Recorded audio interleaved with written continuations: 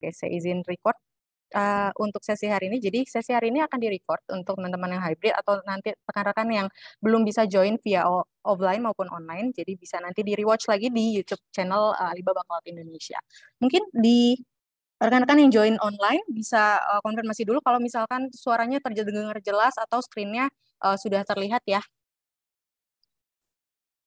Belum kan? Oke. Sudah terlihat ya?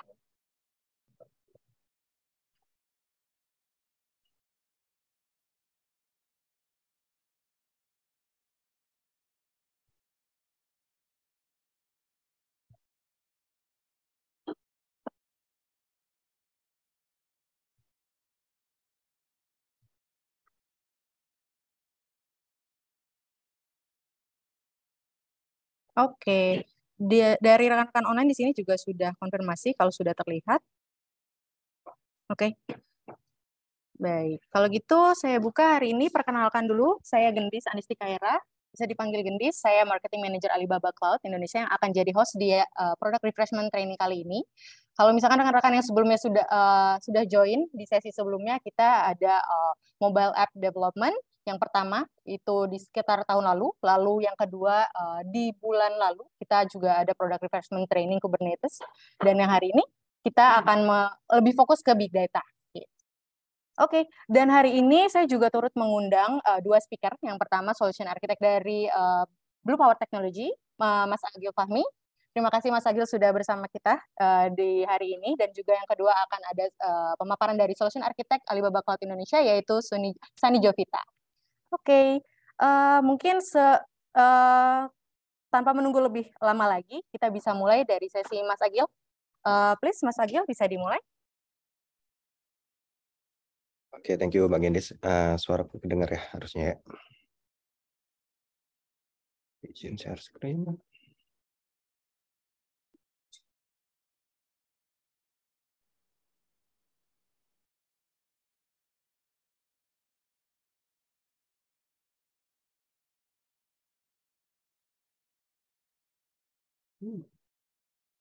Buat rekan-rekan yang online, apakah screen saya sudah terlihat?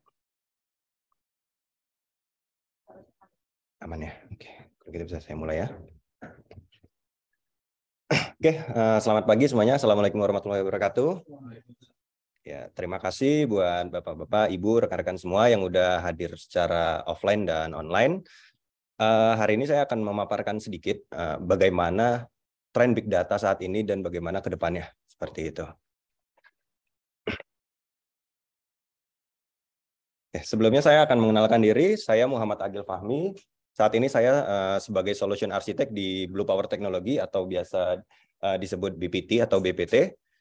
Oke, jadi BPT sendiri itu juga salah satu IT distributor. Kita sebenarnya ada menjual hardware, software, dan juga cloud. Saat ini kita fokus di Alibaba Cloud untuk di sisi cloud-nya. Untuk saya sendiri, sebelumnya saya adalah seorang sistem engineer. Jadi saya di cloud itu sekitar 1 tahun lebih. Sebelumnya saya sebagai sistem engineer, handle untuk server, storage, tape juga kan, dan server x86 seperti itu.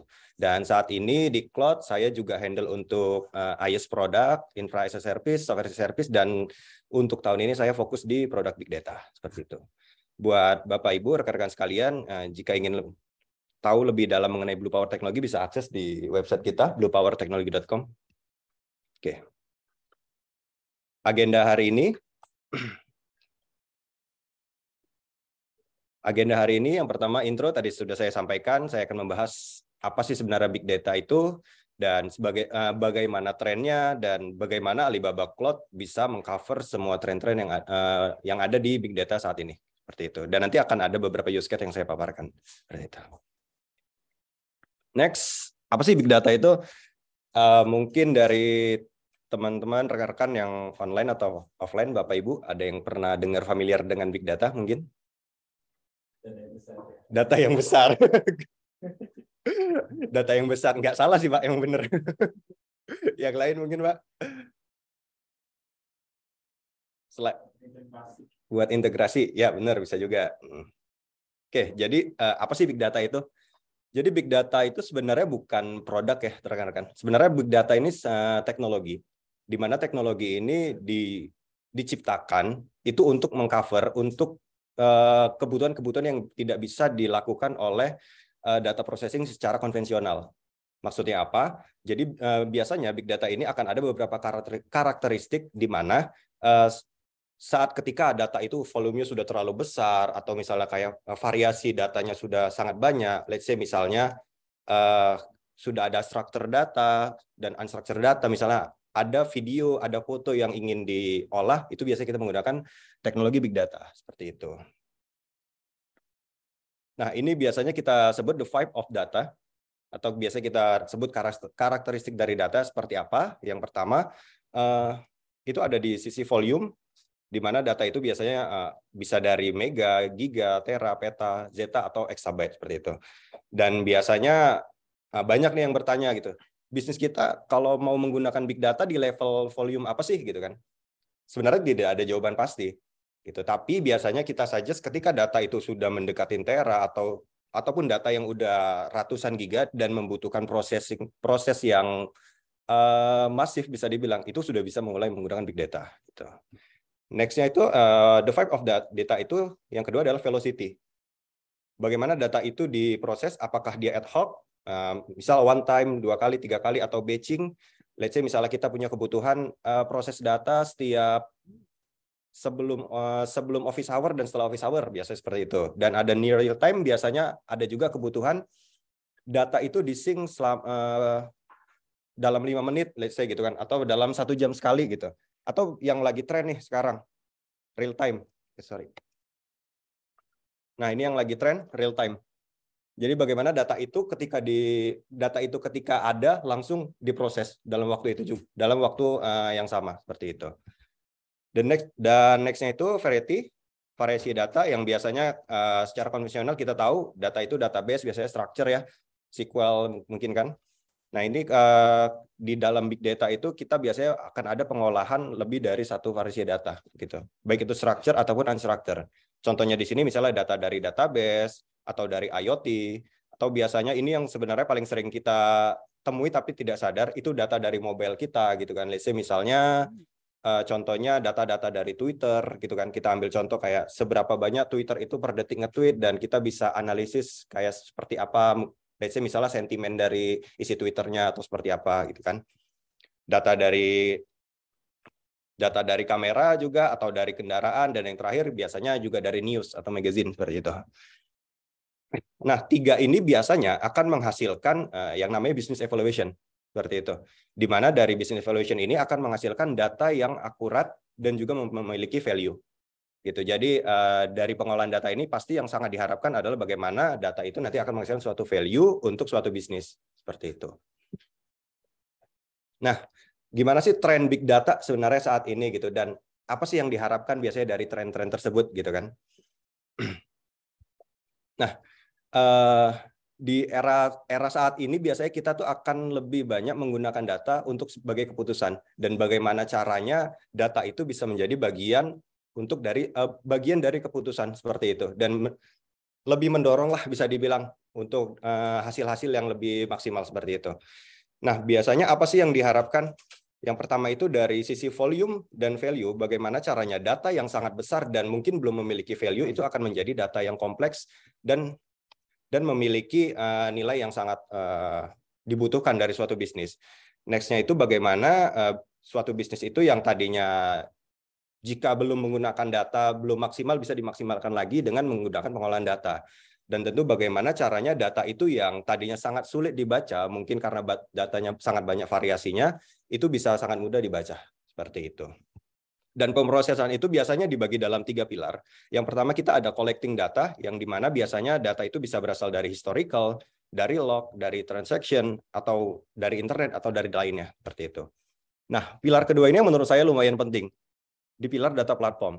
Di sini biasanya akan ada pengolahan data, akan ada seperti apa data governance-nya, bagaimana integrasi dengan on-premise biasanya seperti itu, dan kecepatannya dan juga security seperti apa. Sampai akhirnya nanti akan menghasilkan suatu value yang dibutuhkan dari bisnis tersebut. Value itu bisa bermacam-macam, bisa dari cost efficiency, user experience, user growth, bisa juga kita menghitung product dan risk seperti apa dan lainnya gitu.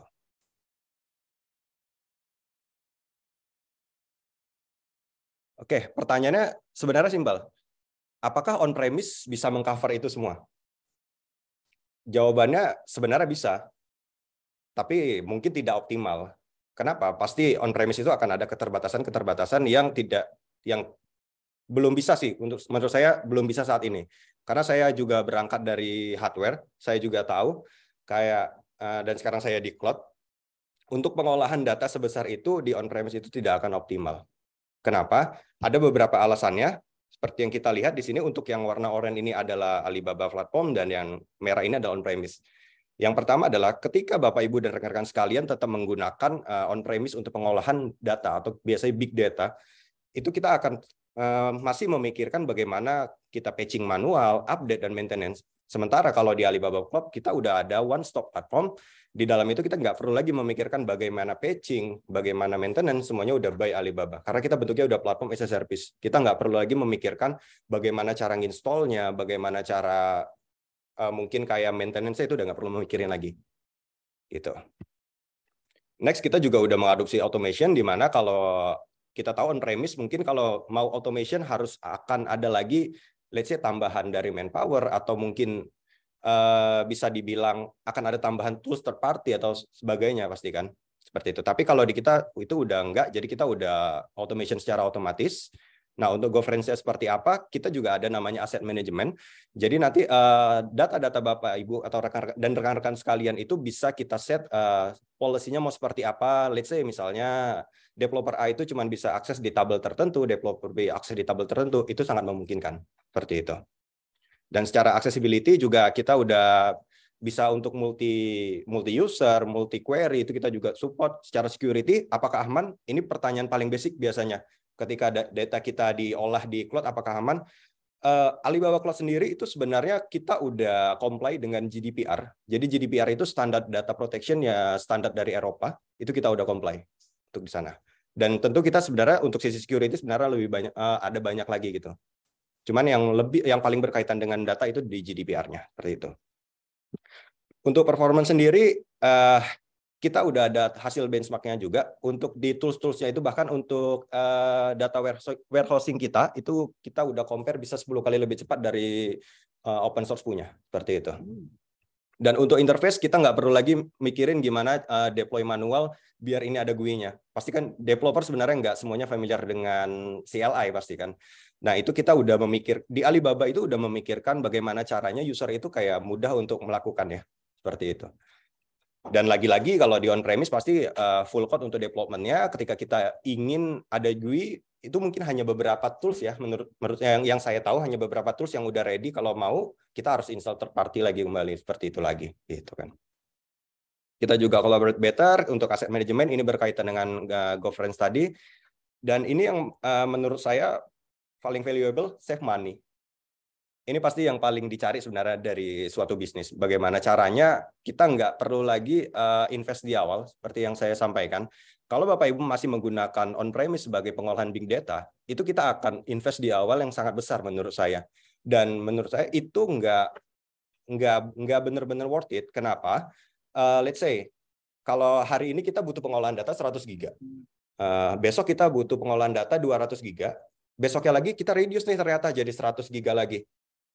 Kalau Bapak Ibu menggunakan on-premise, pasti kita ya udah kita saklekin di awal nih, udah kita set di awal. Let's say kita beli Sun Storage 5 tera, ya udah kita pakai nggak pakai kita tetap bayar seperti itu. Tapi kalau di Alibaba Cloud enggak. Kita bayar berdasarkan apa yang kita gunakan. Let's say misalnya hari ini kita gunain 100 giga, ya kita bayar untuk 100 giga gitu. Kalau kita besok bayar 200 giga, atau kita reduce lagi, kita pakai cuma 50 giga, kita bayar hanya 50 giga gitu. Jadi bayarnya itu benar-benar bahkan bukan per hari tapi per jam gitu. Jam ini berubah, ya jam 1 200, jam 3 300 itu bakal berubah. Secara pricing-nya akan mengikuti gitu. Dan kita juga udah reliable, kita udah support untuk incremental backup. Juga kita udah bisa support untuk DRC di 3 zona kita. Jadi Alibaba juga udah punya 3 data center di Indonesia dan 1 scrubbing center. Seperti itu. Nah, ini akan saya bahas secara highlight ya. Jadi kebutuhan-kebutuhan tadi apakah bisa di-cover dengan produk-produk Alibaba? Nah, ini saya paparkan sedikit secara high level, nanti mungkin secara detailnya akan dijelaskan oleh Sani ya. Jadi untuk data collection, let's say misalnya Bapak Ibu tetap punya regulasi, data itu harus tetap ada di on-premise nih, belum bisa di cloud, tapi kita pengen pengolahan big data-nya aja di cloud. Bisa apa enggak? Jawabannya bisa. Kita ada data integration, jadi kita bisa panggil data dari on-premise Bapak Ibu dan rekan-rekan sekalian. Atau kalau mau streaming, kita juga udah ada ready, platform dari Kafka, dan kita juga ada DTS. DTS ini sama seperti data integration, bisa untuk synchronization dan untuk integrasi juga. Gimana Pak? Iya, benar. Kalau di sini kita jatuhnya hybrid. Atau misalnya saat ini mau full di cloud, itu juga bisa. Kita udah menyediakan banyak jenis database. Pertama kita ada OSS, ini untuk object level. OSS kita itu udah support availability di 99,912 kali ke belakang. Seperti itu. Dan kita juga ada Lindrum. Lindrum ini khusus untuk DB IoT. Kita ada unstructured juga, kita ada Mongo, dan kita juga udah ada Redis. Dan kita punya satu namanya DB, namanya PolarDB, atau biasa kita sebut PDB. Jadi PDB ini cloud native dari Alibaba Cloud. Gitu. Kita juga ada Analytic DB dan RDS. Bedanya apa? Jadi kalau RDS ini platform as a service database kita. Jadi Bapak Ibu rekan sekalian itu nggak perlu memikirkan lagi bagaimana cara untuk deploy engine-nya nanti di dalam. Jadi bentuknya udah platform. Let's say Bapak Ibu mau coba MySQL gitu kan. Jadi kita tinggal klik aja per case untuk MySQL dan itu udah ready di dalamnya. Engine-nya udah ready, kita tinggal create database-nya atau kita mau bawa database dari luar juga bisa. Let's say kita upload atau mau kita migrate juga bisa gitu. Nah, Analytic DB secara function sama, tapi dia diperuntukkan untuk analitik. Jadi secara performance dia lebih oke. Seperti itu.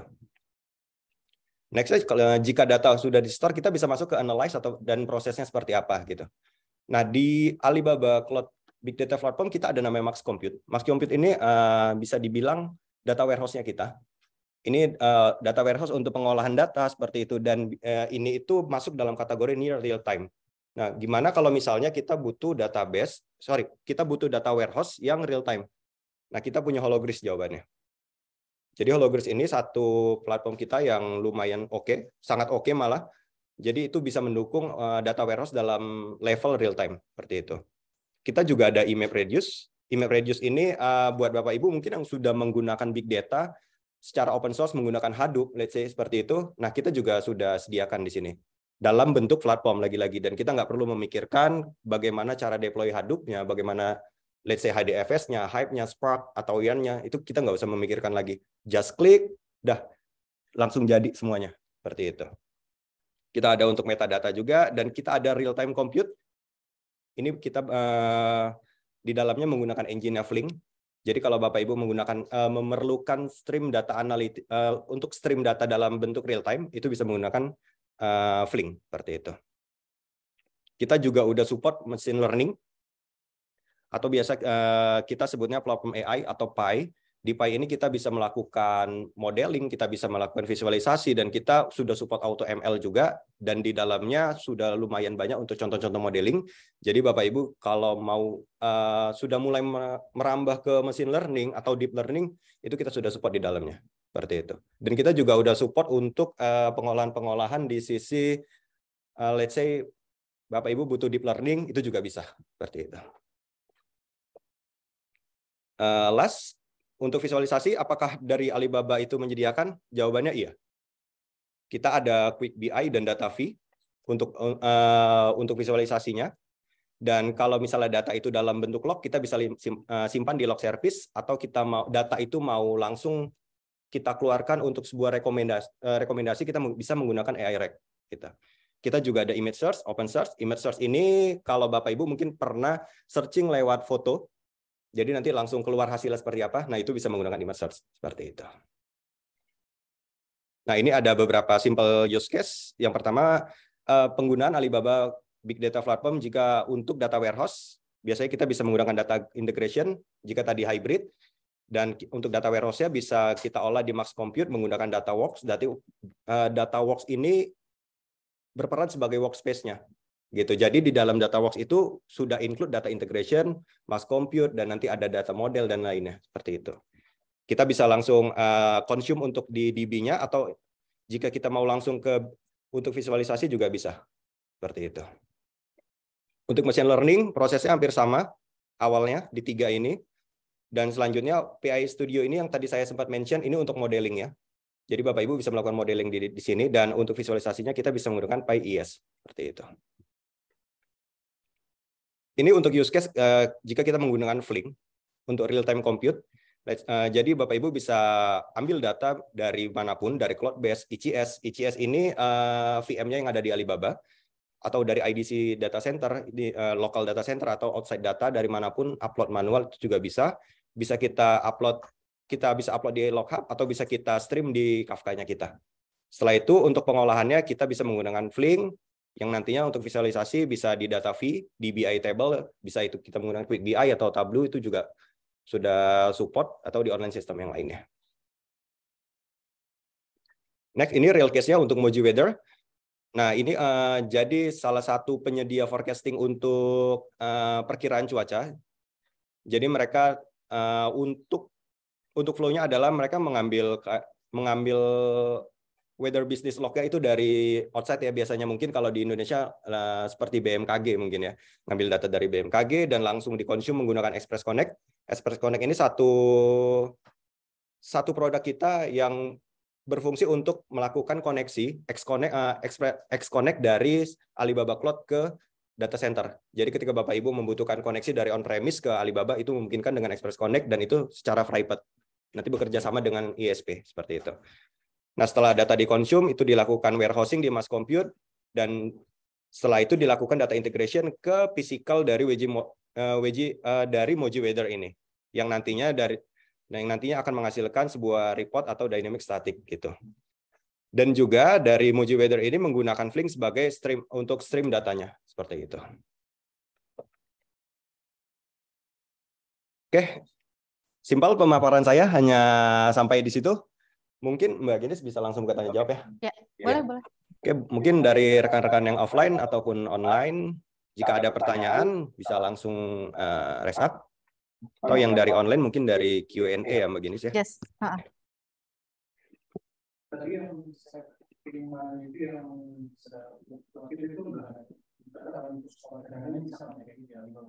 Yes, betul. Jadi kalau untuk save money tadi sebenarnya nggak untuk big data doang. Sebenarnya all produk di Alibaba Cloud itu kita support. Kita sebutnya PSU Go. Jadi kita bayar berdasarkan apa yang kita gunakan per jam. Seperti itu. Jadi let's say Bapak mau menggunakan dari produk-produk di luar big data, misalnya butuh VM-nya ICS, itu juga kita support. Seperti itu. Oke, baik. Mungkin ada lagi pertanyaan dari rekan-rekan yang join di offline hari ini.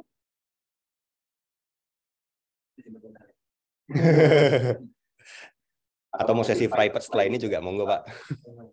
Lebih enak dari mungkin. Yes. Ini bukan pertanyaan tepatnya lebih ke arah namanya kesan.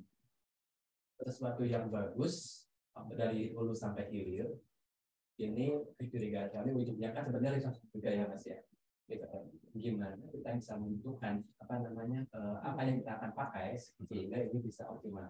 Karena kalau melihat tadi rasanya kita pengen pakai semuanya kan? Iya pasti Pak.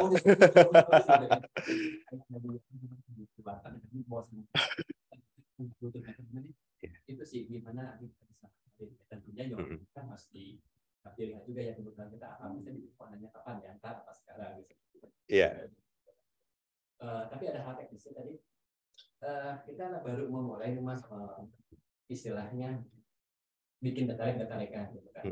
Kita punya problem ternyata ya jumlah data kan namanya platform data yang berbeda itu harus menggunakan jembatan lagi dan itu ada cost money lagi gitu kan. Kita cuma pakai beberapa database yang berbeda.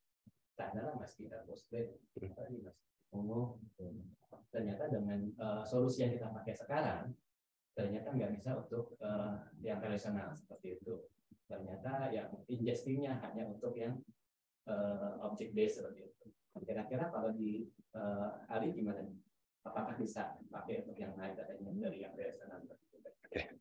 Untuk yang Oke, saya jawab satu-satu ya Pak. Berarti yang pertanyaan pertama, gimana cara kita optimalin sebenarnya gitu kan. Nah sebenarnya kita ketika nanti ke customer juga sebenarnya, kita akan nanya bisnisnya seperti apa, yang dibutuhin apa, kita nggak langsung sebenarnya kayak propose semua sih. Pasti kita akan spesifik, butuhnya di mana dulu. Oh butuh, kita ternyata banyak database, kita pengen disatuin. Oh berarti kebutuhannya masih data warehousing doang nih, berarti kita bisa saja mas compute dulu seperti itu kan. Atau misalnya, oh kita udah mulai memikirkan bagaimana cara menggunakan machine learning, nah baru kita saja seperti itu Pak. Kalau itu kita bisa deep assessment biasanya. Dan itu biasanya di sesi terpisah, nanti bisa ngobrol dengan saya atau tim SE yang lain. Biasanya kita akan assess nih, environment Bapak seperti apa, nanti kita akan kasih kayak best practices seperti apa, dan base-nya menggunakan produk apa dan tipe apa, gitu, sampai ke arah sana. Gitu. Dan untuk pertanyaan kedua, saat ini udah menggunakan data lake ya Pak, dan database-nya masih di on-premise berarti ya Pak? Masih di on-premise ya. Nah sebenarnya kalau di kita data lake itu kita bisa sebut di OSS-nya kita sih Pak. Walaupun namanya object storage, tapi kita sebenarnya bisa ngisi data apapun itu, bisa upload dan load data apapun di dalamnya gitu. Jadi nggak terbatas. Jadi nggak terbatas hanya untuk data-data yang unstructured doang. Kadang kan biasanya orang berpikir, oh ini object storage nih, berarti untuk unstructured ya. Sebenarnya nggak. Di OSS kita bahkan udah support untuk HDFS. Gitu. Nah kalau untuk integrasinya sendiri, di Alibaba sendiri itu kita ada beberapa cara Pak. Bisa dari internet, langsung dari public to public, gitu kan, itu bisa menggunakan data integration, atau bisa menggunakan data integration lebih secure, kita menggunakan VPN. Atau kalau mau lebih private lagi, kita bisa menggunakan Express Connect. Express Connect itu yang tadi saya sempat mention, itu list line-nya kita. Jadi kita bisa punya tunneling sendiri lah, istilahnya gitu kan, bekerja sama dengan ISP gitu. Nah, kalau untuk cost-nya lagi, sebenarnya semua data yang di-upload itu free sih Pak di kita. Gitu. Yang biasanya akan ada cost lagi itu ketika kita download. Dan biasanya yang saya tahu ya Pak, kalau pengolahan data, sebenarnya store datanya yang banyak. Nanti ketika narik itu sebenarnya udah dalam bentuk value sebenarnya kecil gitu kan. Nah, otomatis bisa jadi kayak Bapak upload data 100 giga mungkin hasilnya cuma PDF 2 MB. Nah, 2 MB itu yang sebenarnya kena cost-nya. Di situ doang sih kalau di Alibaba Pak untuk cost-nya. Gitu. Ya, sama-sama Pak. Oke, terima kasih Pak atas pertanyaan. Semoga menjawab pertanyaannya ya. Next-nya mungkin bisa kita ambil beberapa pertanyaan dari Q&A dari rekan-rekan yang join online. Di sini ada yang pertama, how to manage big data that doesn't fit in our devices. Oke.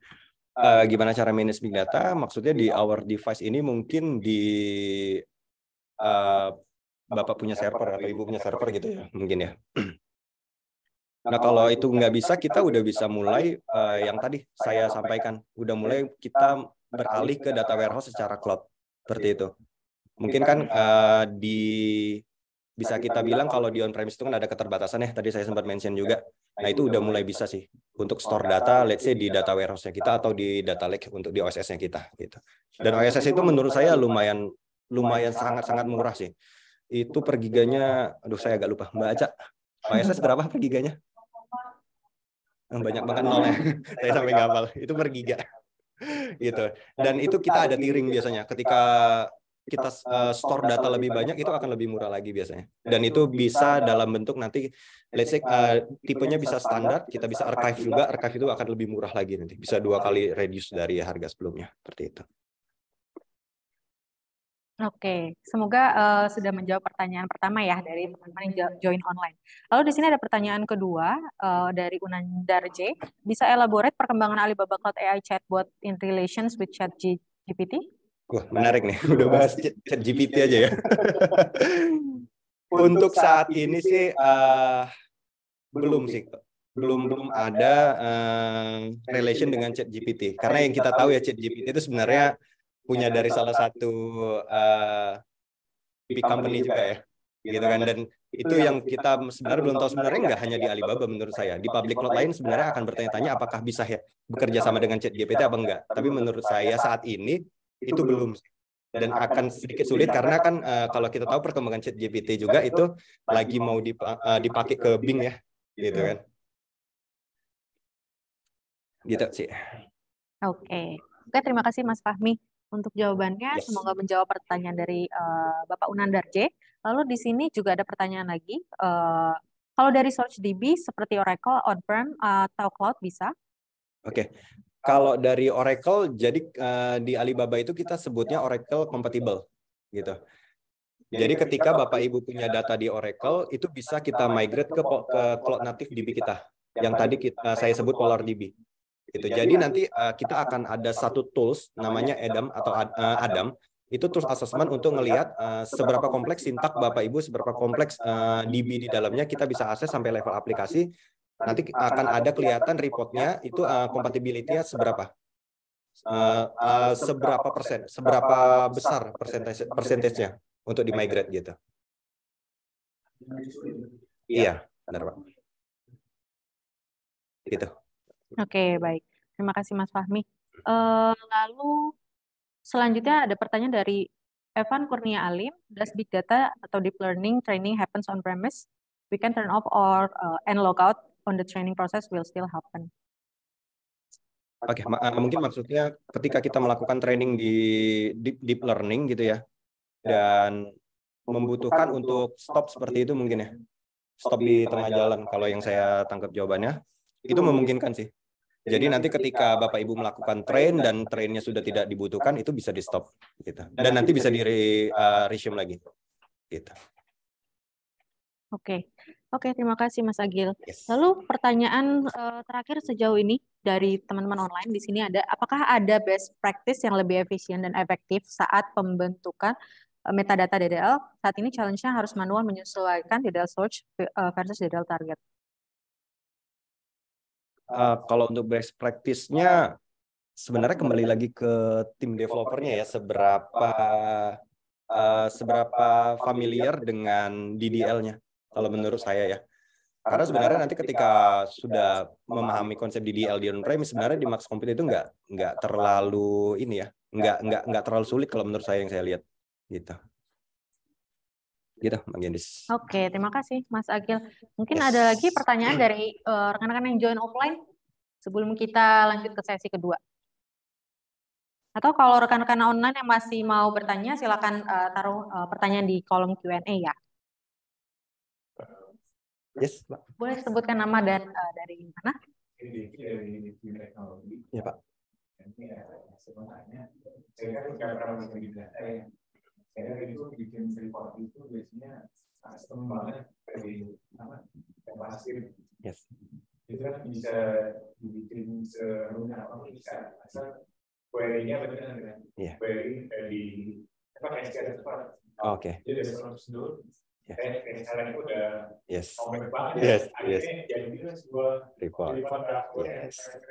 Yes. Benar, itu baru. Yes. Dari ke bawah.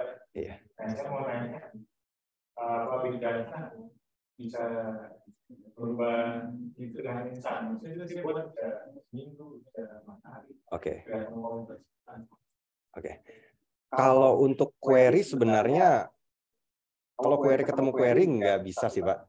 Jadi di Max Compute kita kan sebenarnya juga support untuk SQL query ya, Pak. Tapi kalau udah namanya select dan kawan-kawan itu, kalau memang masih manual, ya tetap harus seperti itu sih, Pak.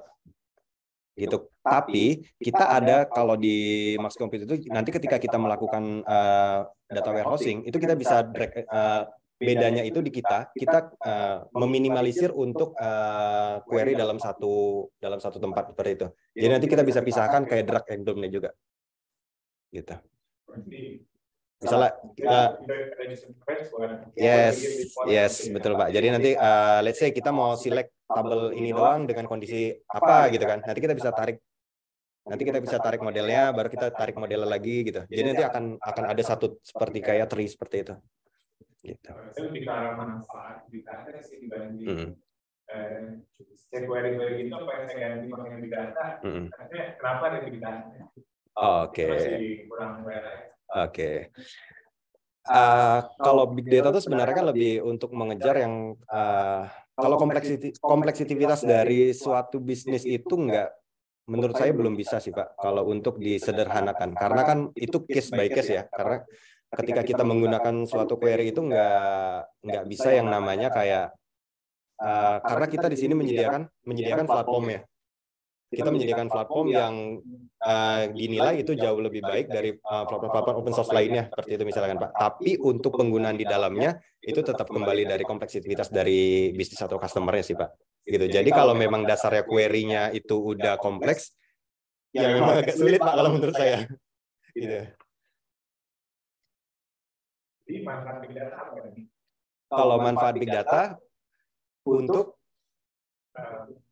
Oke.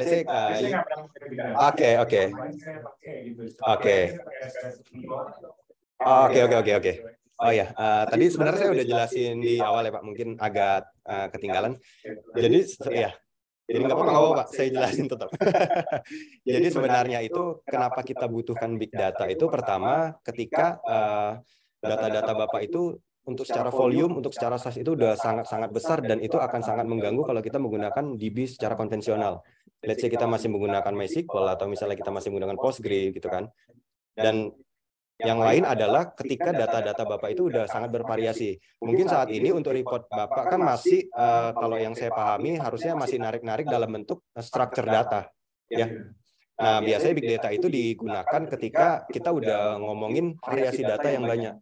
Bisa itu datanya structure, SQL, atau unstructured. Misalnya kita punya data foto, video, atau misalnya kita punya data dari mobile, data dari misalnya dari teks itu kan, dari misalnya dari magazine, misalnya gitu kan kita mau convert seperti apa. Nah, biasanya di situ udah mulai membutuhkan big data.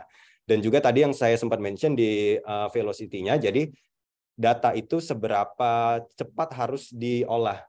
Biasanya big data itu akan mulai digunakan ketika customer itu sudah mulai kayak, oh saya udah nggak ad hoc lagi, udah nggak batching, udah nggak scheduling lagi nih untuk consume dan proses datanya, tapi saya butuh kayak di level udah kayak near real time atau real time. Nah biasanya itu udah bisa memikirkan untuk menggunakan big data. Karena pasti saya yakin untuk produk-produk konvensional itu belum match up lah kalau untuk pengolahan di level near real time atau real time biasanya Pak. Dan tentu dengan volume data yang sangat besar biasanya gitu. Kalau volume data yang besar itu banyak apa sih? Kalau nilai exactnya sebenarnya nggak ada Pak. Bahkan kalau kita cari di internet pun nggak ada. Tapi biasanya kita case by case dari customer ya. Karena kita biasanya nanya beberapa customer, biasanya itu di level 100, biasanya di level ratusan giga aja itu udah bisa kita mulai move ke big data. Apalagi kalau udah di level tera ke atas, gitu. Itu biasanya udah mulai bisa memikirkan untuk move ke pemrosesan big data. Gitu. Karena sebenarnya saya coba flashback lagi ya Pak. Karena kan sebenarnya big data ini bukan produk deh ya Pak. Big data ini kan sebenarnya teknologinya. Gitu. Nah jadi di teknologi big data di dalamnya tuh baru ada kayak pembagian-pembagiannya lagi gitu. Sebenarnya sama aja. Secara konsep big data itu ya sama aja sebenarnya kayak tradisional. Ada database-nya juga, ada data processing-nya juga, ada visualisasinya juga. Sebenarnya sama tahapannya. Gitu. Cuman memang untuk diperuntukkan untuk skala bisnis yang memang punya volume data biasanya lebih besar, velocity dan variasi yang beragam. Gitu. Ya, saya mau nanya kalau website nggak pakai SQL Server, nggak pakai MySQL, kalau big data udah sebutkan ya. Tetap masih bisa Pak, tetap masih bisa pakai SQL, tetap masih bisa pakai MySQL. Tapi ketika memang datanya belum terlalu besar biasanya. Karena kan yang saya tahu pasti dia ada limitasinya Pak. Untuk SQL, untuk MySQL gitu kan, itu ada limitasinya gitu. Nah biasanya big data ini hadir, kita bisa bilang unlimited lah gitu kan. Cuman ya nggak benar-benar unlimited, pasti ada batasnya. Tapi untuk kebutuhan itu untuk kebutuhan bisnis customer itu biasanya kita menyesuaikan. Let's say misalnya kebutuhan customer itu dari skala 1 sampai 10, kebutuhannya udah 9 nih, udah 10 gitu kan. Nah, biasanya dari tim backend kita akan adjust lagi bagaimana caranya resource itu bisa available untuk dinilai 10 bahkan 20 seperti itu. Jadi dari Alibaba biasanya menyesuaikan dari besaran kebutuhan gitu kan. Misalnya let's say dari data warehouse kita ketika cleansing kita butuh pemrosesan data, ternyata let's say satu pemrosesan itu kita butuh 10 core nih gitu kan. Oh ternyata Alibaba saat ini cuma mentok di 10 core. Dari Alibaba itu dari tim backend kita akan nge-adjust itu menjadi 20 core, 30 core. Jadi ke depannya itu kayak customer ketika mau adjust tetap masih bisa. Gitu. Jadi query juga kalau dalam gigabyte yang itu ya, giga itu berat ya kalau nggak pakai big data ya. Kalau pakai tradisional DB berat Pak. Pasti berat. Itu ketika data-datanya udah besar. Gitu. Apalagi datanya udah bentuknya unstructured. Pasti berat. Semua industri yang membutuhkan pengolahan data dalam bentuk besar sih, Pak. Tapi mostly saat ini di Indonesia biasanya yang pakai itu memang paling banyak di finance. Gitu. Kalau ERP itu beda lagi sih, Pak. Itu kan kalau itu pengolahan. Gitu. Iya, boleh Pak. Nanti kita ngobrol lagi Pak kalau kurang. Iya, siap.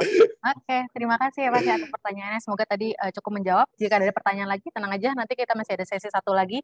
Dan after acara ini nanti juga ada networking juga sambil lunch. Mungkin bisa ngobrol sedikit di sesi lunch nanti. Oke, terima kasih Mas Agil Fahmi untuk paparannya hari ini dan sharing sessionnya. Oke, nextnya kita akan lanjut ke sesi kedua, yaitu pemaparan dari Solution Architect Alibaba Cloud Indonesia. Di sini ada Sani Jovita. Mungkin bisa dimulai, bisa ditukar aja. Yes. Thank you, Pak. Thank you, Bu. Oke, untuk rekan-rekan yang join online, nanti kalau misalkan ada pertanyaan bisa ditaruh di kolom Q&A dulu. Dan nanti juga ada informasi terkait next trainingnya akan kita ada mengangkat topik apa lagi. Jadi jangan lupa untuk stay sampai di akhir acara.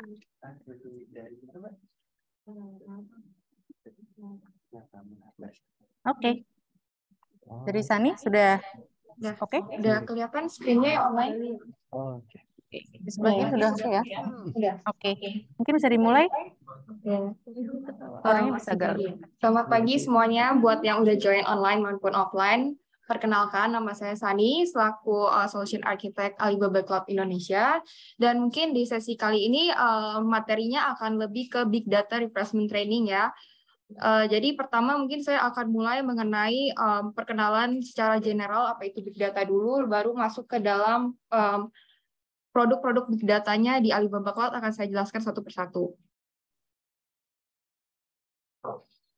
Dan untuk pertama, seperti yang kita tahu, pastinya kita semua dikeliling oleh data ya, maupun itu data dari HP kita, koran, data dari news TV, berita, maupun apapun itu, individual, company, startup pun semuanya dikelilingi oleh data.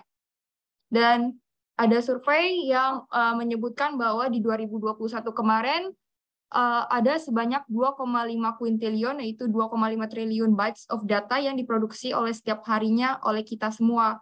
Dan untuk per orangnya masing-masing diproduksi 1,7 megabyte per second data, dan kalau di total setiap individu akan memproduksi data sekitar 147 megabyte. Dan prediksinya sendiri 2024 data akan tergenerasi sebanyak 149 zettabyte yang dimana ini kita bisa asumsikan datanya ini benar-benar banyak ya. Nah, dengan peningkatan data yang semakin berkembang pesat, pastinya banyak juga company-company maupun organisasi-organisasi yang mulai memanfaatkan big data, teknologi big data untuk memajukan keuntungan bisnis mereka. Dan ketika mereka pemanfaatan teknologi big data ini, pastinya mereka akan menghadapi kesulitan-kesulitan atau pain point yang mereka dapatkan biasanya pada dalam bidang data security. Terus terdapat kendala dalam skalabilitasnya, lalu dalam pemrosesan datanya itu gimana, dan juga memvisualisasi datanya itu bagaimana, dan serta terdapat limitation juga di dalam anggaran dananya. Dan dengan adanya pain point tersebut, pastinya company, individual maupun startup juga mulai mencari solusi gimana caranya mereka bisa mengoptimisasi data mereka terlepas dari adanya 5 pain point ini. Dan untuk mengatasi pain point tersebut, Alibaba Cloud hadir, yaitu menyediakan one all-in-one solution, yaitu berupa big data services yang menyediakan produk-produk yang bisa mengoptimisasi data Bapak Ibu maupun itu datanya untuk data berjumlah besar dan diproses secara cepat dan juga bakal dapat dikalkulasi secara kompleks. Dan ini ada gambaran mengenai produk Alibaba Cloud ya, portfolionya. Namun untuk sesi ini kita bakal lebih fokus di dalam kotak hijau, yaitu ada Big Data dan juga AI. Dan untuk bisnis unit Alibaba sendiri, yaitu Alibaba Ecosystem, yaitu terdiri dari logistik datanya, health and life-nya, untuk mobile app-nya, browser-nya, e-commerce, marketing, dan juga payment-nya, yaitu seperti Alipay dan juga Dana. Di Indonesia pun juga sudah mengimplementasikan Big Data dan AI Solution Alibaba ya. Dan jadi kita bisa asumsikan kalau Big Data Services Alibaba ini sudah dipakai di banyak company, terutama di headquarters-nya, yaitu di China-nya sendiri. Dan ini gambaran juga mengenai proses data, di mana kita bisa taruh sebagian dari produk-produk Alibaba Cloud dari data ingestion, gimana data ini ditransfer dari on-premise ataupun dari cloud lainnya ke cloud Alibaba, kemudian datanya di storage di dalam Alibaba Products, yaitu contohnya seperti OSS, dan juga diproses datanya menggunakan Big Data Processing, dan juga dianalisis terutama menggunakan Quick BI dan DataV. Dan untuk proses data processing ini sendiri dan juga data visualisasi akan saya jelaskan lebih lanjut. Untuk data processing di Alibaba Cloud sendiri terdiri dari 3 jenis processing ya, atau kita bisa bilang dikategorikan sebagai 3 jenis processing, yaitu ada batch data processing, lalu ada real-time data processing, dan juga ada interactive data processing. Dan untuk batch data processing ini ada Databricks, di mana Databricks ini sebagai suatu platform yang kita bisa sebut sebagai IDE-nya, di mana kita bisa melakukan data governance atau tata kelola data, data integration, lalu juga ada data management. Dan selain itu, Databricks juga sangat kompatibel ya dengan Max Compute dan juga MapReduce, di mana Max Compute ini seperti yang Mas Agil bilang tadi, untuk sebagai data warehouse yang dapat memproses data di level petabyte menggunakan berbagai jenis model, yaitu ada SQL, MapReduce, dan juga Graph Processing. Kemudian ada MapReduce, di mana MapReduce ini menjadi solusi untuk Bapak Ibu yang masih menggunakan Hadoop Ecosystem. Jadi Bapak Ibu nggak perlu menginstal Hadoop Ecosystem lagi kalau misalnya udah menggunakan MapReduce, karena MapReduce ini udah benar-benar kompatibel buat Hadoop Ecosystem, Apache Spark, Flink, TensorFlow, Druid, dan juga Kafka. Dan untuk real-time data processing-nya di Alibaba Cloud ada 2, yaitu pertama real-time compute Apache Flink, di mana real-time compute Apache Flink ini merupakan suatu produk untuk memproses data secara real-time, juga menggunakan stateful mode di dalam real-time compute Apache Flink, dan juga ada MapReduce Spark Streaming yang mirip dengan Flink juga, tetapi perbedaannya di MapReduce ini kita lebih kompatibel atau lebih integrasi dengan Kafka dan juga Spark Streaming. Dan untuk interactive data processing-nya kita ada 3, yaitu ada Analytic DB, Data Lake Analysis, dan juga Elasticsearch yang merupakan tools untuk search dan analytics engine, di mana ini juga kompatibel dengan Dataverse, Max Compute, Holographs, dan lainnya. Dan masuk ke dalam data visualisasi, di Alibaba Cloud ini ada menyediakan 2 tipe of tool, yaitu pertama ada Quick BI, dan kedua itu ada DataV. Dan perbedaannya untuk Quick BI dan DataV ini, Quick BI ini bisa kita kategorikan jika kita ingin memvisualisasi data secara statik, di mana kita bisa menggunakan toolnya hanya dengan drag and drop aja. Dan sedangkan kalau DataV ini kita bisa menampilkan live report, dan juga bisa menampilkan anomali-anomali data yang misalnya ada abnormal data, kita bisa langsung tampilkan di dalam DataV ini secara real time. Kemudian seperti yang kita lihat di atas ini ada beberapa macam open source tools ya, yang bisa kita konsolidasi atau kita satukan di dalam Alibaba Cloud sendiri sebagai satu platform, yaitu Databricks, Max Compute, Holographs, Quick BI, dan Pi. Dan jadi seperti yang kita lihat, StreamSets, data integration-nya, store-nya ada MariaDB, PostgreSQL, ETL processing-nya ada Python, Java, Apache Spark, dan untuk visualisasinya yaitu ada TensorFlow atau Tableau. Ini bisa kita simplify atau kita sederhanakan menggunakan Alibaba Cloud Product.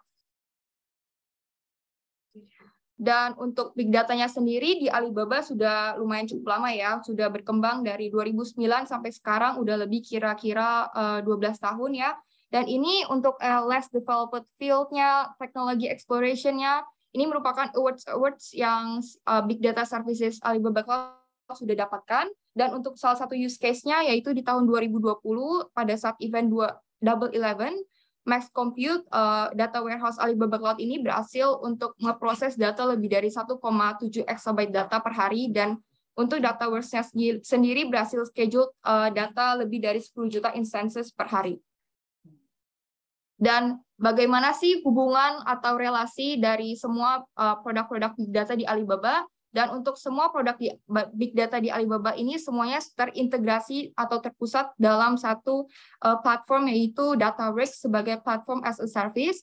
Jadi dengan adanya Dataworks ini kita bisa connect atau integrasi dengan produk-produk Alibaba Cloud lainnya, dimulai dari Max Compute untuk data warehouse, nge-proses kompleks data, real-time compute untuk fokus nge-proses data secara real-time, MapReduce, data processing untuk Hadoop ecosystem, Pi untuk men-training atau men-testing model-model machine learning, Holograph untuk data warehouse secara real-time yang juga integrasi dan juga fully integrasi dengan Flink, Grab Compute, dan juga ada Elasticsearch sebagai search engine.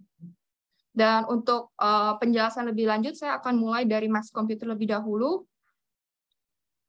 Dan sebelum saya masuk ke Max Compute, seperti yang kita tahu, kalau misalnya traditional data infrastructure ini, kalau kita lakukan secara manual dan juga repetitif, pastinya akan kompleks dan rumit ya, di mana kita mulai dari mengambil datanya di business system, yaitu relational database seperti RDS, dan masuk ke dalam proses ETL, kita ekstrak datanya, kita transform datanya, lalu kita loading datanya secara berulang over dan over, kemudian dimuat datanya ke dalam data warehouse sebelum kita reporting dan juga ad hoc query. Dan proses ini kalau kita lakukan secara manual pastinya akan memakan biaya konstruksi yang tinggi ya, apalagi dengan keterbatasan dalam nge-scaling dan juga elastisitasnya, terus juga adanya keterbatasan dalam sumber daya, dan juga pasti memakan banyak high operation maintenance. Dan ini semua bisa kita pecahkan atau kita bisa hilangkan dengan memindahkannya di cloud, yaitu dengan menggunakan online data warehouse Max Compute. Dan gimana sih caranya kita bisa memindahkan dari on-premise ini ke Max Compute? Dengan cara menggunakan cloud migration tool Alibaba Cloud, yaitu namanya Max Compute Migration Assistant. Jadi Max MMA ini atau Max Compute Migration Assistant ini bisa membantu Bapak Ibu sekalian untuk memindahkan data maupun job dari on-premise ke Max Compute. Dan untuk Max Compute sendiri mirip-mirip seperti Apache Hive ya, tapi untuk Max Compute sendiri lebih powerful dibanding dengan Apache Hive. Dan untuk user functionality-nya sendiri, Max Compute ini memproses data dari data gigabyte ke data exabyte level, dan juga Max Compute pastinya memproses data kompleks berjumlah besar, dan juga termasuk ke dalam big data warehouse. Selain itu, di dalam Max Compute juga bisa kita integrasikan dengan platform machine learning Alibaba Cloud, yaitu Pi. Dan juga kita bisa gunakan Max Compute karena di dalam Max Compute kita menggunakan SQL syntax, jadi kita bisa ekstrak datanya untuk visualisasi atau reporting. Dan untuk di sini kita bisa fokus di dalam tabel yang di sebelah kanan bawah, yang hijau dan biru. Di sini kita bisa lihat kalau yang hijau itu Max Compute dan juga Spark ya. Di sini kita bisa lihat kalau misalnya waktu processing atau bench processing waktunya antara Spark dan Max Compute ini, Spark ini lebih besar di 3 kali ya. Jadi kita bisa lihat kalau misalnya Max Compute ini lebih low latency. Dan masuk ke produk kedua, yaitu ada Dataworks. Seperti yang saya bilang sebelumnya, kalau misalnya Dataworks ini sebagai platform di mana menjadi one-stop solution untuk kita bisa mengelola data, men-sharing data, lalu bisa mengintegrasi data, dan juga pengaplikasian Dataworks ini bisa digunakan untuk berbagai macam industri. Jadi dengan adanya Dataworks ini benar-benar membantu kita, apalagi karena Dataworks ini bisa terintegrasi dengan produk-produk Alibaba Cloud lainnya. Jadi benar-benar suatu platform yang powerful. Dan ini merupakan contoh konsol dari Dataworks sendiri ya, dimulai dari data integration. Kemudian di dalam data integration ini ada apa sih? Di dalam data integration ini bentuknya seperti GUI ya, atau platform untuk kita mengconnect data dari data source kita ke dalam Dataworks sebelum kita proses ke dalam mass compute. Jadi di sini di sebelah kanan yaitu ada beberapa contoh data source yang bisa kita gunakan sebelum kita connect ke dalam mass compute, seperti OSS, HDFS, maupun itu semi-structured, structured, ataupun NoSQL bisa kita gunakan data source-nya di dalam data integration.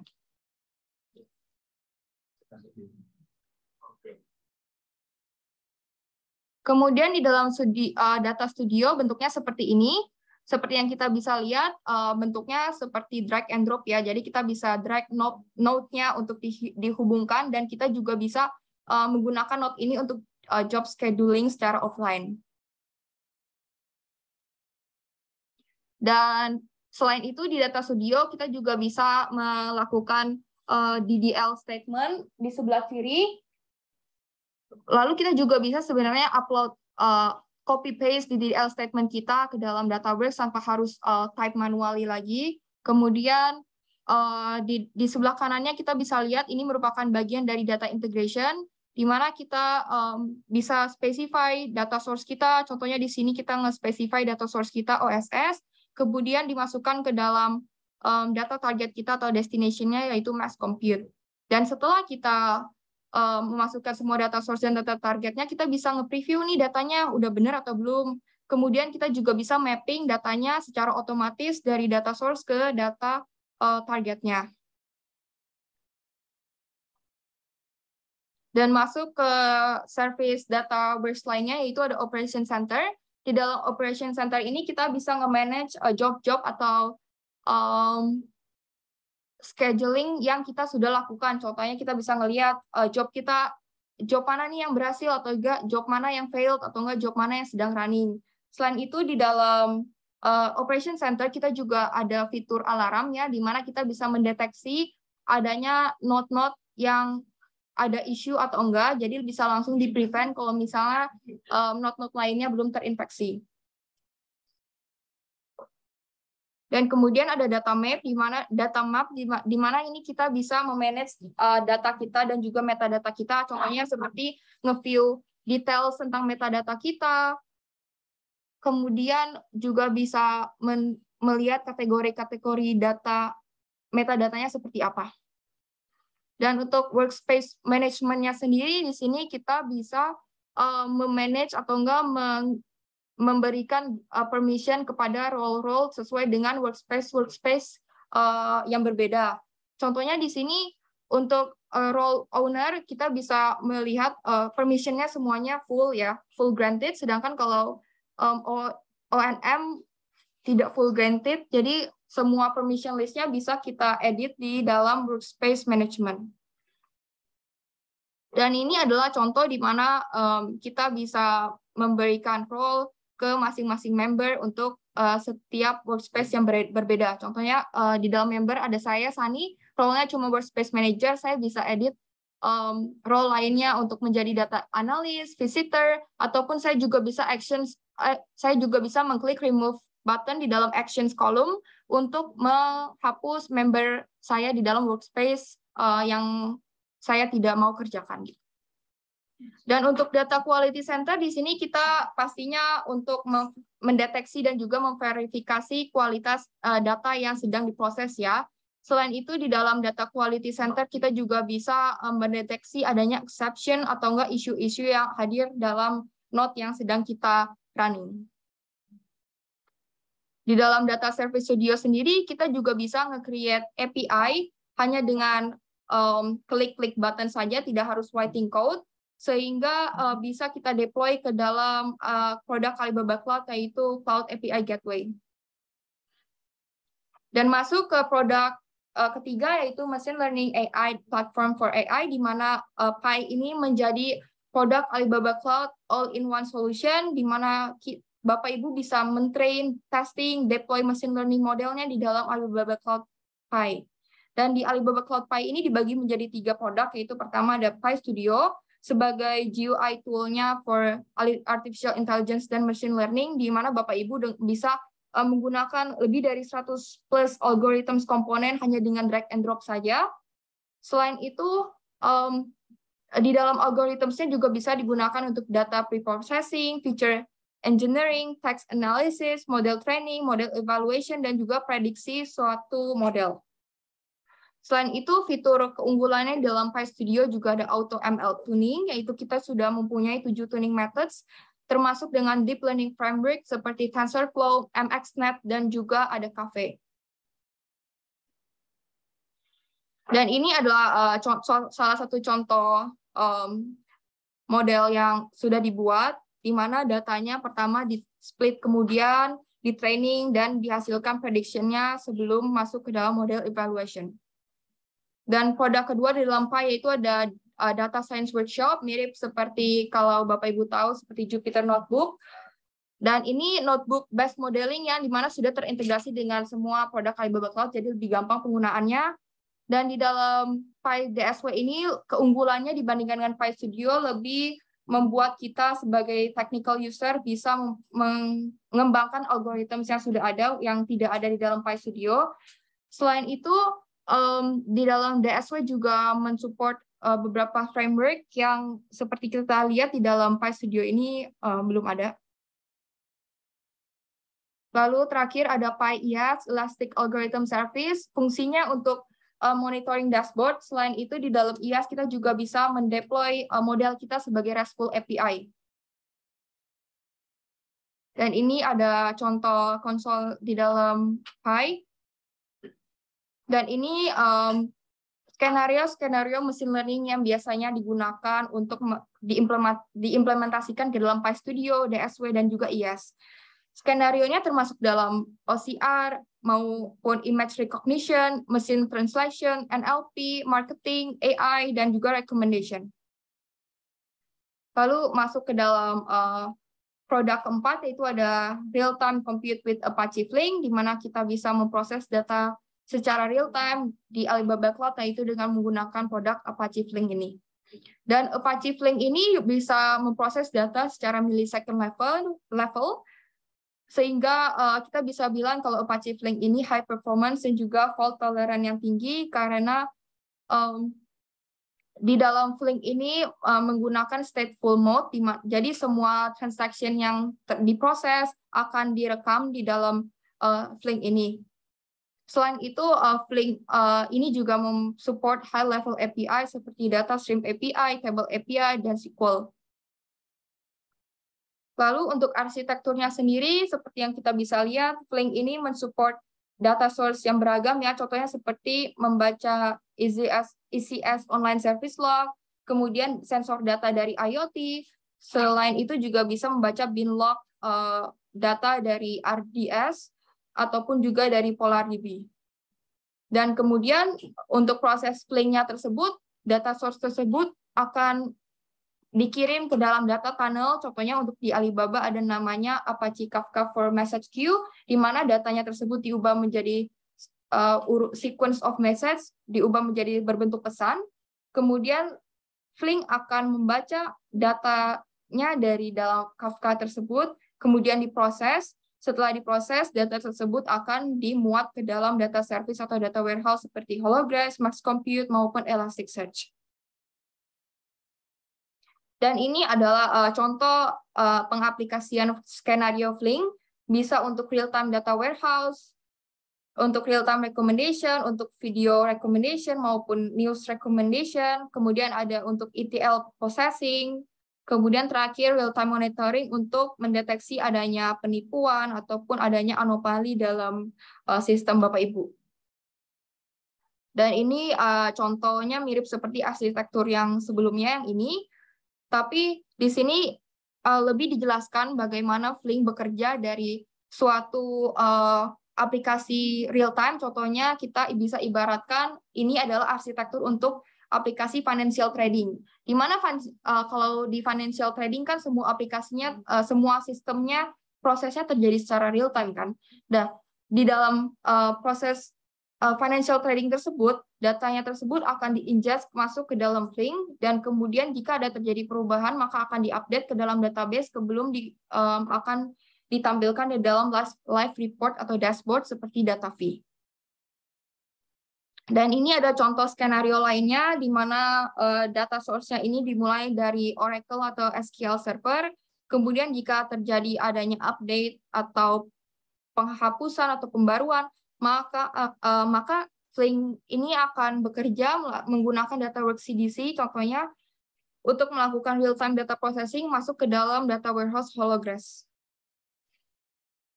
Dan masuk ke produk berikutnya yaitu ada Holograss, di mana Holograss ini mirip seperti Max Compute tapi didesain khusus untuk real-time data processing.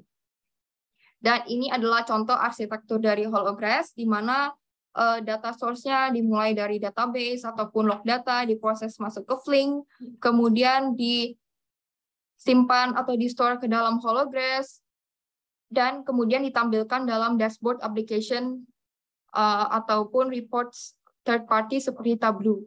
Dan untuk Holograss sendiri, datanya ini disimpan dalam OSS. Jadi kalau misalnya kita pas nge-create instance Holograss, nanti kita akan disuruh untuk mengspesify OSS bucket mana yang mau kita simpan sebagai backup backend Holograss itu.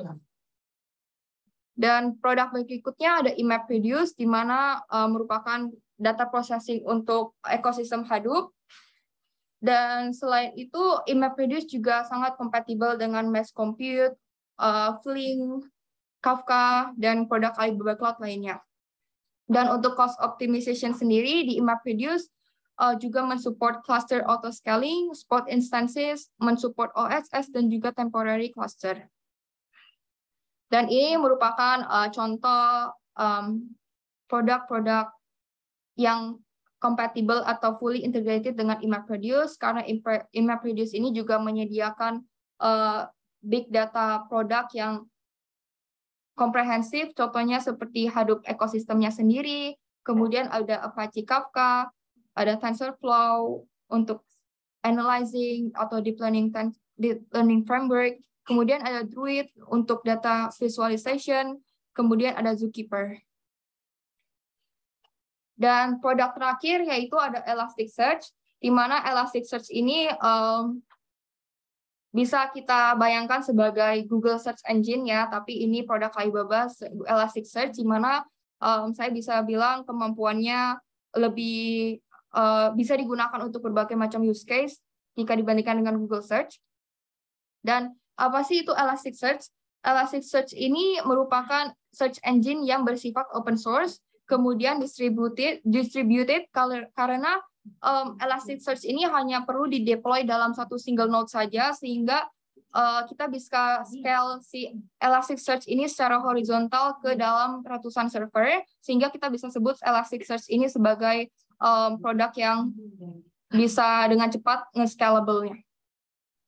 Dan untuk Elasticstack sendiri apa sih? Kalau kita singkat, Elasticstack ini di Alibaba Cloud namanya ELK, di mana di Alibaba Cloud ini merupakan produk Alibaba Cloud yang merupakan gabungan atau kombinasi dari 3 jenis open source tools, yaitu ada Elasticsearch, Logstash, dan juga Kibana. Dan untuk Elasticsearch sendiri, seperti yang saya sudah sebutkan, merupakan search engine yang bisa membantu untuk untuk menganalisis, meng-search log data, dan juga bisa untuk mengeksplor data. Dan untuk Logstash sendiri merupakan data pipeline processing di dalam Alibaba Cloud, digunakan untuk mengkoleksi dan juga menganalisis data sebelum datanya ini ditransform menjadi bentuk data yang bisa dibaca oleh Elasticsearch. Kemudian Kibana merupakan data visualization tools di dalam Alibaba Cloud ELK ini yang dimana bakal menampilkan data-data log data yang sudah disimpan oleh Elasticsearch. Dan untuk pengaplikasian Elasticsearch ada banyak ya, dimulai dari commercial entity yaitu di dalam website bisa mencari spesifik produk, kemudian untuk analyze dan visualisasi data, analyze-nya menggunakan Elasticsearch dan juga Logstash, dan visualisasi datanya menggunakan Kibana.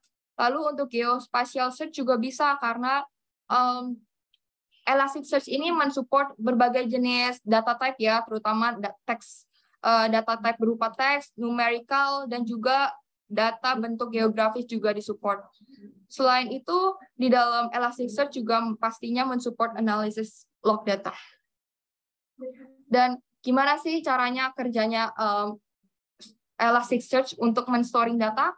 Nah, di Elasticsearch ini, datanya ini disimpan di dalam local file-nya si Elasticsearch sendiri.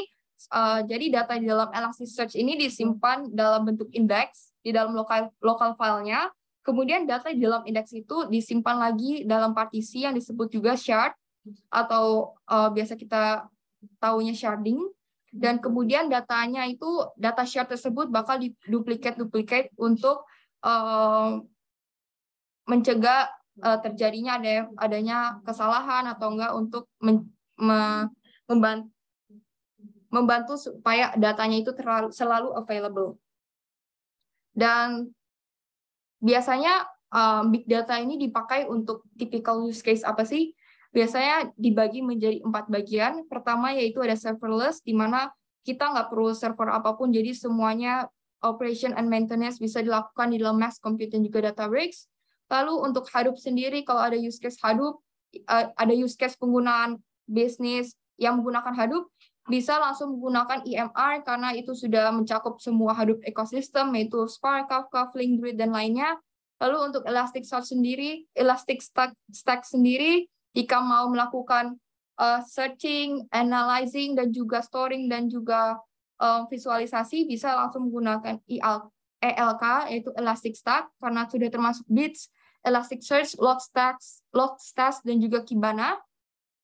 Dan untuk machine learning sendiri, Alibaba Cloud juga sudah menyediakan Pi, yaitu sudah mencakup PyStudio, PyDSW, dan juga PyIS, termasuk AutoML juga.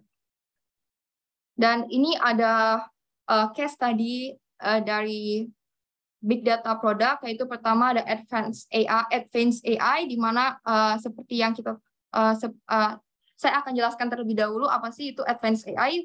Jadi Advanced AI ini merupakan AI company yang fokus solusinya itu ada di digital transformation dan juga mendeteksi adanya penipuan. Jadi Advanced AI ini memberikan solusi untuk mencegah terjadinya penipuan dan juga di digital transformation. Nah, apa sih challenge yang dihadapi oleh Advanced AI? Jadi Advanced AI ini ternyata membutuhkan membutuhkan partner yang bisa membangun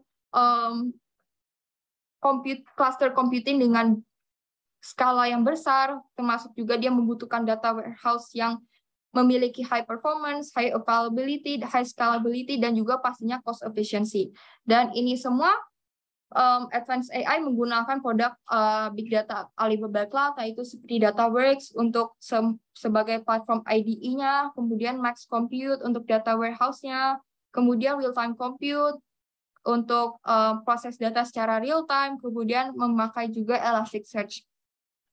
Selain itu, seperti yang kita bisa lihat di sebelah kanan, di bagian compute, data security, Advanced AI juga menggunakan ECS, lalu juga ada Cloud Monitor untuk mendeteksi jalannya aplikasi mereka, untuk mencek ada log mereka juga di log service.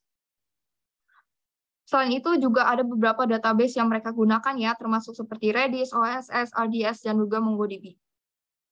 Dan untuk case study kedua yaitu customer kita, Dana. Seperti yang kita tahu, Dana ini merupakan digital wallet yang sekarang memiliki pengguna lebih dari 85 juta users dan juga transaksi perharinya yaitu mencapai rata-rata 5 juta. Dan pain point apa sih yang Dana hadapi? ternyata Dana ini memiliki pain point di dalam skalabilitas aplikasinya, kemudian di dalam security-nya juga, dan terakhir memiliki kendala dalam memprediksi operation dan management cost mereka. Dan mereka menggunakan produk Alibaba, yaitu big data-nya seperti Databricks, Max Compute, dan juga Elasticsearch. Dan untuk security-nya sendiri, mereka menggunakan WAF, yaitu firewall-nya Alibaba Cloud, dan juga menggunakan anti-DDoS-nya. Mungkin untuk materi kali ini sampai di sini. Sekian, terima kasih. Mohon maaf jika ada salah kata. Oke, terima kasih Suwani untuk pemaparannya terkait Alibaba Cloud, deep dive lebih dalam ya untuk Alibaba Cloud Solutions-nya, juga case study yang sudah menggunakan Big Data Solutions. And next mungkin kita lanjut ke sesi Q&A, bisa mungkin dari yang offline dulu, sembari menikmati kopi dan snack-nya. Monggo Mas, Mbak. Oke, boleh sebutkan nama sama dari mana? Kalau dari kalau ditanya itu bagaimana? Apakah masih menggunakan real time setting data? Kalau misalnya datanya on-prem. Untuk masalah hybrid tersebut, untuk real time yang benar-benar mempunyai produk tingkat dan sendiri kompatibel dengan OSS maupun Max Compute, dan jadi untuk itu saya rasa datanya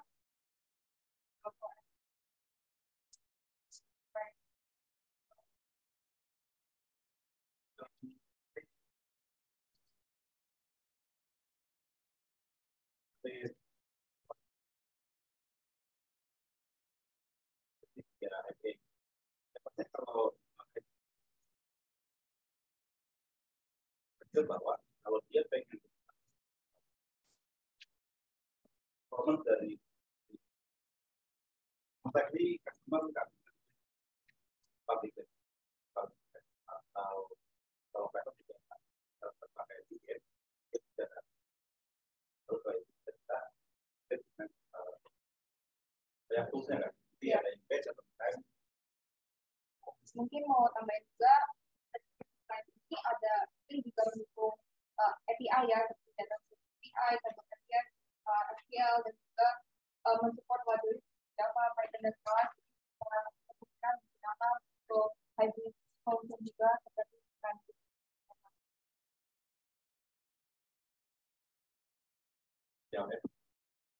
Ya, terima kasih Mas. Semoga menjawab pertanyaannya. Oke, mungkin ada pertanyaan lagi dari rekan-rekan yang join offline hari ini?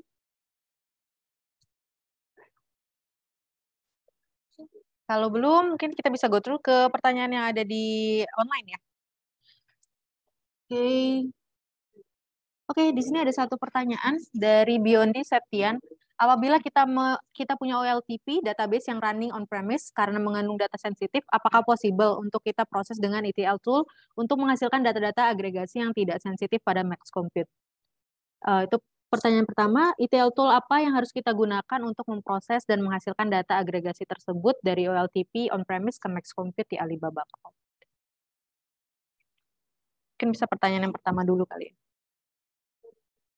Pertanyaannya,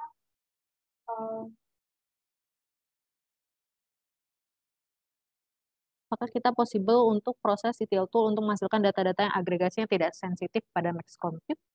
Oke, untuk data-datanya sendiri yang tidak sensitif ini kita lebih detailnya. Oke, mungkin Pak Biondi bisa ditambahkan lagi untuk detailnya terkait pertanyaannya via kolom chat. Untuk Max Compute ini mensupport data apapun yang kita simpan di dalam OSS. Jadi mau datanya structured, unstructured, semi-structured, semuanya di data bisa disimpan dalam OSS, dan kalau misalnya data yang disimpan dalam OSS berarti bisa diintegrasikan baik dalam Max Compute. Jadi untuk data yang kita masuk pada Max Compute. Oke. Mungkin mau nambahin dikit ya. Jadi kalau untuk sensitive data sebenarnya nanti di dalam Dataworks kita tuh ada namanya data masking. Jadi untuk data Bapak yang dirasa lumayan sensitif, let's say misalnya NIC ya, nick atau misalnya nomor yang sangat sensitif itu bisa kita masking di dalamnya gitu. Jadi nanti setelah di masking tapi tetap bisa diproses tentunya. Nanti prosesnya baru menjadi data yang tidak sensitif lagi gitu. Mungkin itu sih.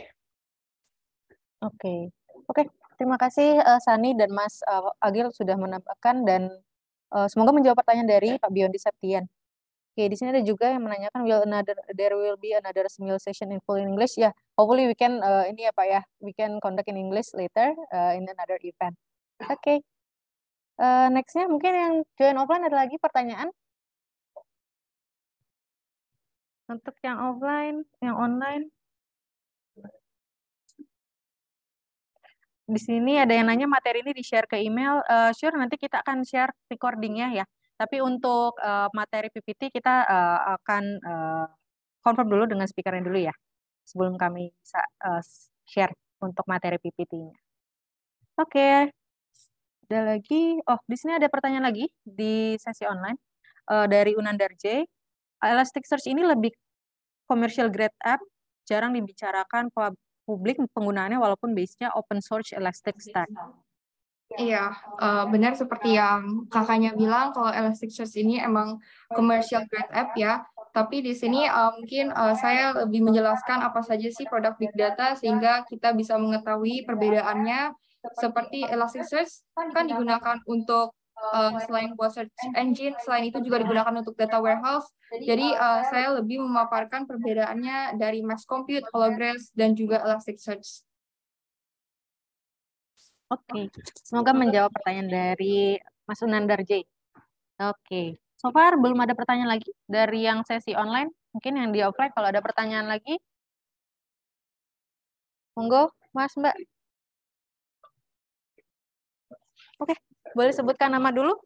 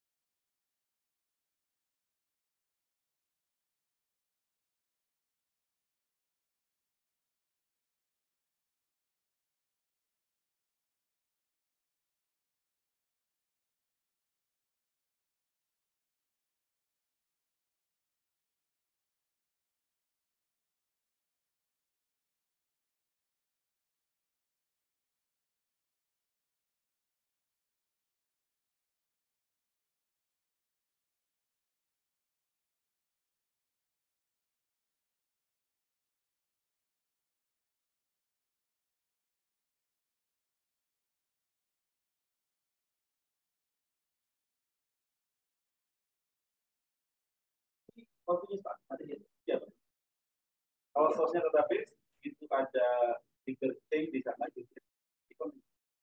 Pastinya nanti ada delay.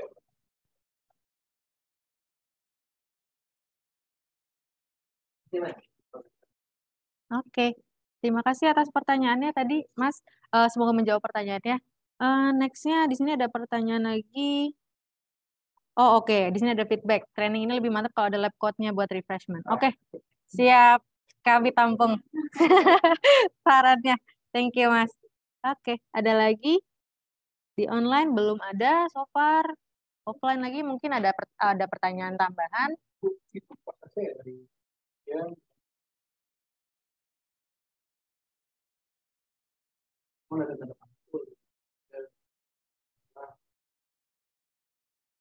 Oh, ini bukan prosesnya. Mungkin lebih mudah menjelaskannya kalau saya menggunakan panah. supaya lebih tahu prosesnya bagaimana sih dari DataWorks bisa bekerja.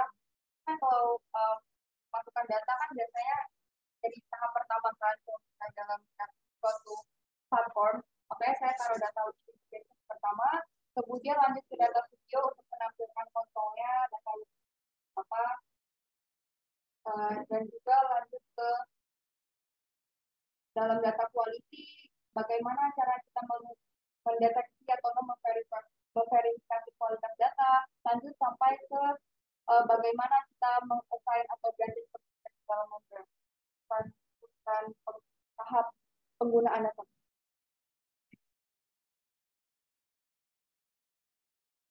Oke. Mungkin ada pertanyaan lagi dari rekan-rekan online. Di sini kita masih ada waktu sekitar 10 menit ya maksimal untuk Q&A. Silakan Bapak Ibu yang ada di offline maupun yang di online kalau masih ada pertanyaan lagi. Feedback juga boleh supaya kita tambung dulu untuk next product refreshment training, masih ada, tenang aja untuk next product refreshment training dengan topik yang berbeda.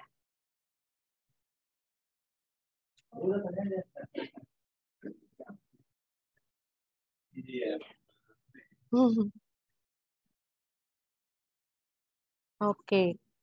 Sepertinya belum ada pertanyaan lagi. Mungkin ada tambahan lagi dari Mas Agil atau Sani? Sudah? Oke. Oke. Iya. Dari big data. Ada contoh nggak? Pilih apa? Saham lagi ya.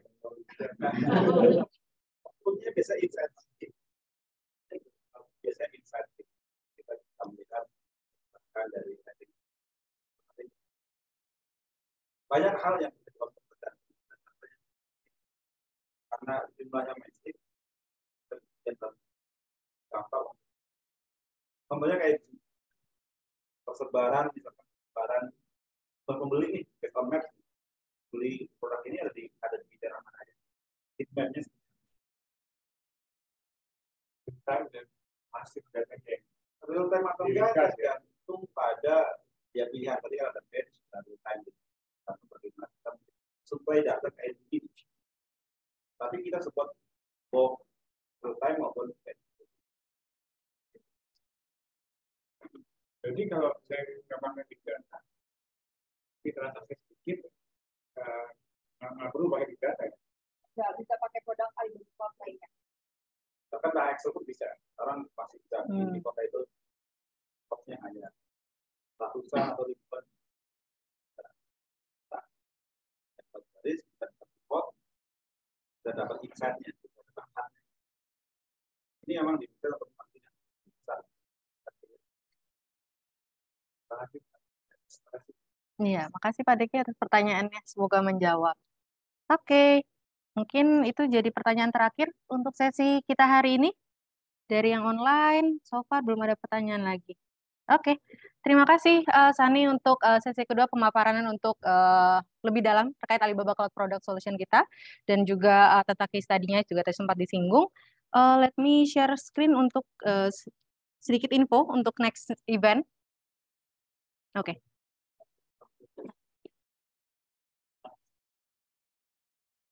Oke, jadi untuk hari ini, tepatnya di tanggal 15, kita sudah melakukan product refreshment training tentang Big Data. Next-nya kita akan ada, sorry, ini ketutup. Akan ada product refreshment training dengan topik model scope and ARX di tanggal 28 Februari, sekitar 2 minggu dari sekarang. Tapi kalau misalkan nanti ada perubahan terkait tanggal atau jam, itu pasti nanti akan diinfokan lagi. Jadi untuk rekan-rekan yang join online maupun offline yang mau join lagi product refreshment dengan topik berbeda, bisa di-scan. Atau nanti setelah ini akan saya share juga recordingnya ke email rekan-rekan sekalian untuk bisa join juga di product refreshment kita setelah ini. Gitu. Mungkin aku kasih waktu sekitar 5 detik untuk teman-teman bisa scan dan register.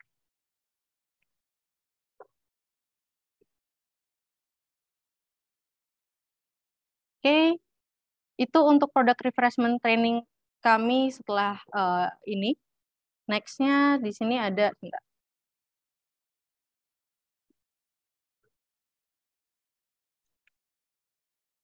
Nah, ini juga jadi salah satu yang ditunggu-tunggu, free ACA trainings dan exam. Untuk di bulan ini kita ada 2. Yang pertama itu untuk ACA Cloud Computing, itu sudah lewat di tanggal 8 dan 9 Februari kemarin. Yang kedua nanti akan ada ACA Developer Certification Training, ini free, dan include juga dengan examnya ya. Biasanya ini kan berbayar, tapi ini free trainings dan free examination di tanggal 22 dan 23 Februari untuk trainingsnya, tapi untuk examnya itu di tanggal 27 Februari. Jadi masih bisa ada waktu untuk rekan-rekan sekalian untuk join. Oke. Oke, ini mungkin nanti bisa di screenshot untuk rekan-rekan online, bisa difoto juga untuk yang datang offline. Nanti akan saya share juga setelah event ini.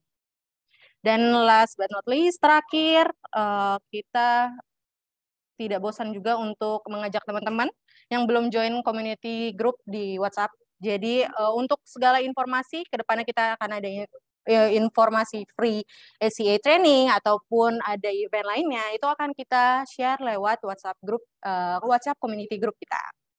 Oke.